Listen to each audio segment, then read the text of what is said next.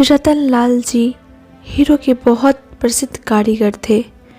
उनके हाथों में करिश्मा था। उनकी तरासे हुए हीरे जो भी देखता हैरान हो जाता। ऐसी कारीगरी देख ग्राहक भी मुंह मांगी रकम देने को तैयार हो जाते और सुनार को मोटा मुनाफा मिलता। इसी वजह से रतन लाल द्वारा तरासे हुए हीरो की मांग हमेशा बाजार में बनी रहती थी।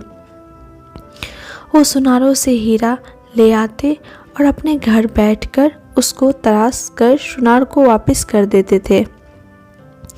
उनका बेटा कनक लाल अभी स्कूल में पढ़ता था, लेकिन जब भी रतन लाल हीरो को तराशा करते तो वह उसे बहुत ध्यान से देखता।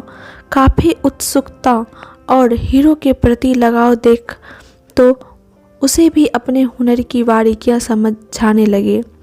कभी कभी तो वो उसे एक छोटा सा हीरा दे देते और कहते कि जैसा मैंने समझाया उसी तरह से तुम भी तराश के दिखाओ। और कनकलाल बहुत लगन से हीरा तराशता। जैसे जैसे वक्त बीतता गया उनका कनकलाल भी अच्छा कारीगर बन गया और रतन लाल जी भी बहुत खुश थे। अब वो सुनार से ज़्यादा हीरे लाते और दोनों बाप बेटा मिलकर उनको तराशते। लेकिन अब तक उन्हें सुनारों को अपने बेटे की कार्यकुशलता के बारे में नहीं बताया था। एक दिन अचानक दिल का दौरा पड़ने से रतन लाल जी का मौत हो गई। बेटा गम में डूब गया।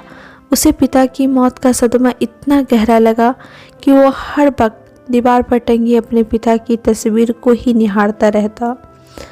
जब से रतन लाल जी का देहांत हुआ था तब से घर में कमाई का एक पैसा भी नहीं आया था। घर में दाल रोटी ख़त्म होने की नौबत आ गई थी। तब माँ ने उसे सुनारों के पास जा कुछ काम मांगने को कहा ताकि घर का खर्चा तो चल सके। और कोई चारा ना देखकर उसने अपने को संभाला और बाजार निकल पड़ा।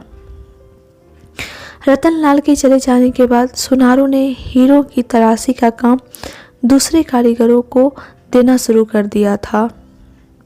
कुछ सुनारों ने तो सीधा यह कहकर टाल दिया कि जब काम होगा बुला लेंगे, और कुछ ने तो अभी कोई काम नहीं है कहकर उसे चलता किया। थक हार कर बेचारा घर वापस आ गया। घर के हालात अच्छे न होने की वजह से उसने कहीं नौकरी करने की सोची, लेकिन फिर ये सोच कि उसे तो हीरो के अलावा कुछ आता ही नहीं, वो मायूस हो गया। कुछ दिन ही बीते थे कि एक दिन एक आदमी उसके घर आया। उसे मालूम ही नहीं था कि रतन लाल तो देहांत हो गया है। ये सुन उसे बहुत दुख हुआ और वही जब चलने को हुआ तो कनक लाल ने पूछा, क्या कोई काम था? तब उस आदमी ने बताया कि वो पास के शहर में सुनार हैं और अक्सर रतन लाल से अपने हीरो का काम करवाता था। यह सुनकर कनक लाल ने उससे आग्रह किया कि वो एक हीरे का काम उससे करवा के देखे। कनक लाल ने उसे ये भी बताया कि अपने पिता से पूरी कारीगरी उसने सीखी है। ये बात उस सुनार को ठीक लगी और उसने सिर्फ एक हीरा कनक लाल को दिया और कहा कि इसे तराश कर कल मुझे दुकान पर दे जाना। अपने पिता को प्रणाम कर कनक लाल काम में जुट गया। सारी रात लगाकर उसने उस हीरे को तराशा और सुबह उस सुनार के पास पहुंचा।